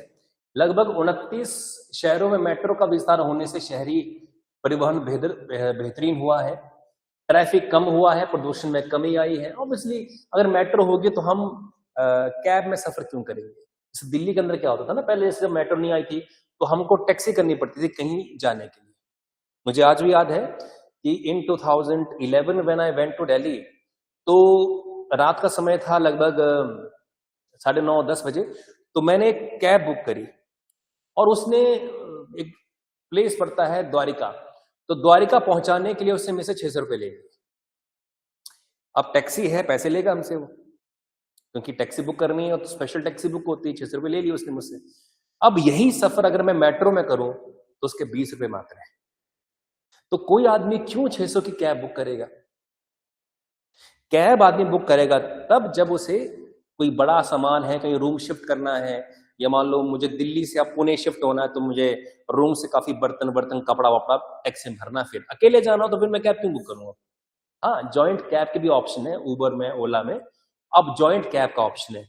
या आपने अपना लोकेशन डाला तो जिस कैब में एक बंदे के लिए भी जगह खाली होगी ना, तो आपके सामने रुक जाएगी वो बढ़िया सिस्टम है। पर मेट्रो तो बहुत ही अच्छा है ना। प्लस टैक्सी से प्रदूषण निकलता है, डीजल जलता है, और मेट्रो चलती है इलेक्ट्रिसिटी से, कोई प्रदूषण नहीं है। भर भर के लोग जो है मेट्रो में सफर करते हैं, भर भर के लोग। बस प्रॉब्लम ये है कि वहां पे जेब कतरे भी काफ़ी होते हैं। तो मैं पहली बार जब वहाँ ट्रेन में सफ़र किया तो किसी ने मेरा फ़ोन जो है वो निकाल लिया। Can you believe? मैंने बहुत उस दौर में मैं जीन्स पहनता था, टाइट जीन्स 2011-12 में। तो टाई जो आगे वाली जेब होती है, यहाँ से फ़ोन निकाल लिया, जो कि बहुत टाइट होती है। तो होता क्या है ना, जैसे मान लो आप ट्रेन में घुसेंगे तो धक्का मुक्की होती है पूरी तरह से। तो आदमी अपने बारे में सोचता कि मैं बच गया, ये बढ़िया बात है। तो तब आदमी फोकस नहीं करता कि मेरी जेब में कुछ है, कोई निकाल तो नहीं ले गया। उस धक्के मुक्के का फायदा कौन उठाते हैं? जेब कतरे। तो उसने मेरा फोन निकाल लिया। अभी नया फोन लिया था, गायब हो गया। तो उसके बाद में जब भी मैंने मेट्रो में घुसना तो अपने मुंह की चिंता नहीं करनी, जेब की चिंता करनी, ऐसे घुसना अंदर, ताकि फोन और पर्स मैंने यहाँ डालना। ये स्थिति है। तो बोलने का अर्थ है कि हमारे देश में मेट्रो का नेटवर्क वर्ल्ड में नंबर कितने पे है? 3 पे बेशक है, पर चूंकि हमारे देश की पॉपुलेशन भी तो ज्यादा है, इतनी सारी पॉपुलेशन जब मेट्रो में चढ़ती है तो धक्का मुक्की लात माने। अगर आपने जूतों को पॉलिश किया है ना, दोबारा करना पड़ेगा ऑफिस के बाहर जाकर। ये स्थिति हो जाती है। पैंट वेंट आपकी काली है तो सफेद हो जाएगी, सफेद है तो काली हो जाएगी। तो ये थोड़ी सी समस्या है। अदरवाइज मेट्रो का सफर बहुत क्या है, अच्छा है।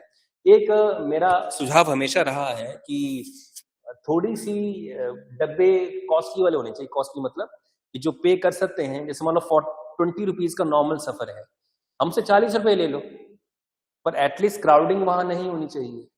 जैसे यहाँ एचआरटीसी की बसें चलती हैं बस एचआरटीसी की। लग्जरी बस चलती है यहाँ से दिल्ली और चंडीगढ़ को, वॉल्वो कहते हैं उसे। उसमें हर बंदा सफर नहीं करता है।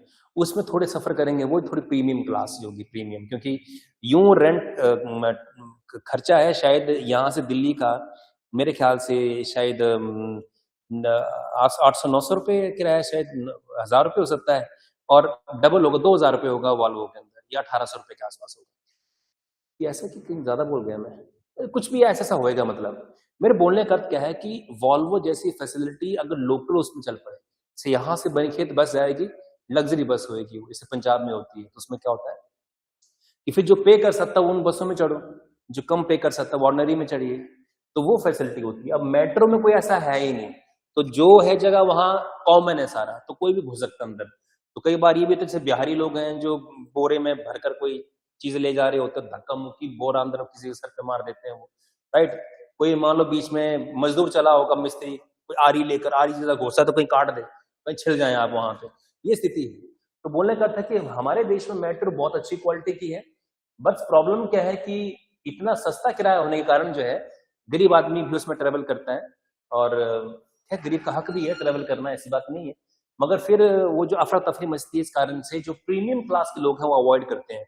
तो कोई भी ऑफिसर या कोई अच्छे रैंक का एम्प्लॉय नहीं चाहेगा मैं मेट्रो में सफर करूं, क्योंकि मेट्रो में कपड़े गंदे हो जाएंगे, जूते गंदे हो जाएंगे उसके, और प्लस है वो मुंह के साथ मुंह ऐसे लग जाते हैं, मतलब धक्का मुक्की हो रही है, कोई आपकी बेल्ट फट जाएगी, कोई कपड़े फाड़ देगा आपके, तो फिर आदमी सफर नहीं करता। तो ज्यादातर केसेस में मेट्रो में बिल्कुल आम लोग, स्टूडेंट लोग ट्रेवल करते हैं, या फिर वो लोग जिनको किराया बचाना होता है वो लोग सफर करते हैं। बाकी ओला उबर में चलते हैं सारे जो एम्प्लॉयज हैं। जैसे मान लो अगर हमने जाना है तो हम कभी मेट्रो में नहीं जाएंगे, ओला उबर बुक करेंगे, बस किराया थोड़ा मेट्रो से ज्यादा बेशक होगा, मगर सेफ्टी अपनी है कि आप सही साफ सुथरे तरीके से वहां पहुंचते हैं। चलिए, जानते हैं इनको आप कौन है? कौन है? नीता अंबानी, मुकेश अंबानी की वाइफ है, और इन्होंने अभी हाल ही में एक अवार्ड जीता है।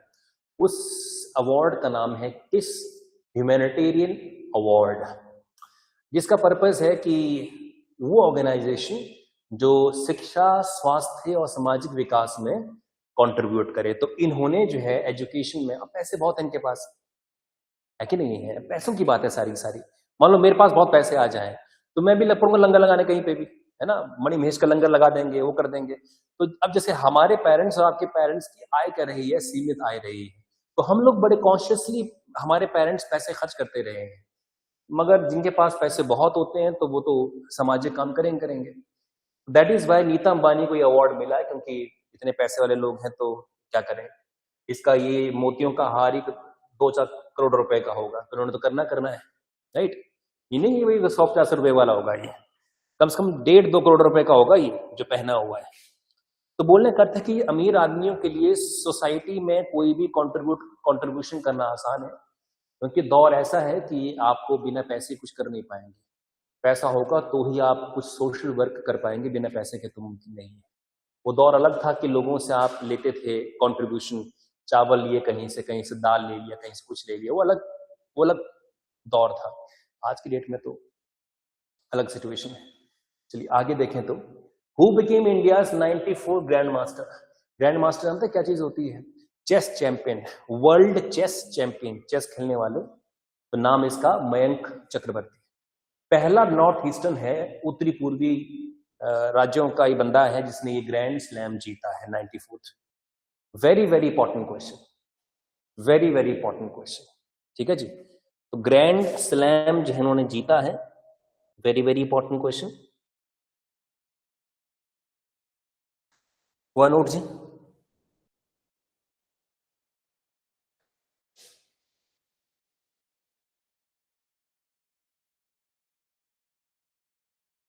Which country is hosting the multinational anti-submarine warfare drill exercise Sea Dragon?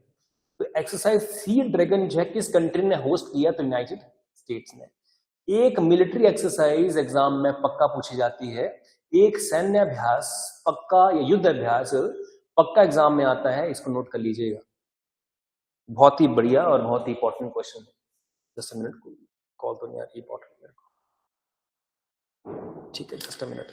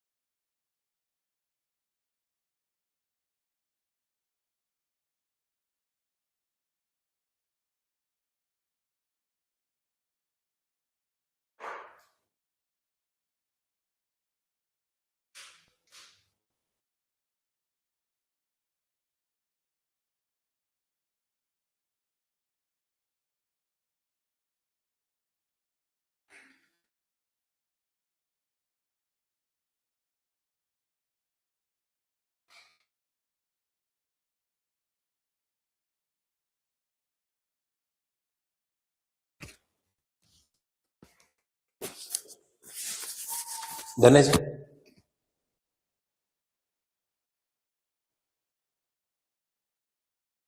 US की नेवी ने किया है, वेरी इंपॉर्टेंट।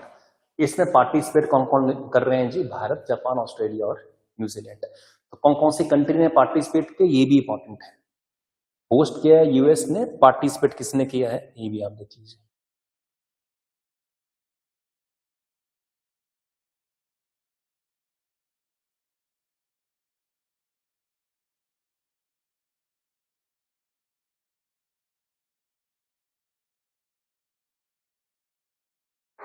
हो गया जी। अगला, where was the Bharat tribe fest. आप जानते हैं हमारे देश में एक ट्राइबल पॉपुलेशन है। आप में से भी कुछ बच्चे हो सकते हैं जो ट्राइब से आते हैं। ट्राइब लोगों का जीवन पिछले कई सालों में चेंज हुआ है। कई साल मतलब पिछले 50 सालों में चेंज हुआ है। एक तो गवर्नमेंट की रिजर्वेशन पॉलिसी से, और दूसरा गवर्नमेंट के प्रोग्राम के जरिए। प्रोग्राम क्या होता है? समझ लो स्किल इंडिया अभियान चला दिया तो उसमें शेड्यूल्ड ट्राइब को आपने प्राथमिकता दी। स्टैंड अप इंडिया स्कीम होगी, लोन देना, आपने सस्ता लोन देना है लोगों को। तो इस तरह से जो है वो आएगा। तो भारत ट्राइब फेस्ट 2026 जो है वो इनॉग्रेट हुआ है। ऑप्शन बी जो है दिल्ली।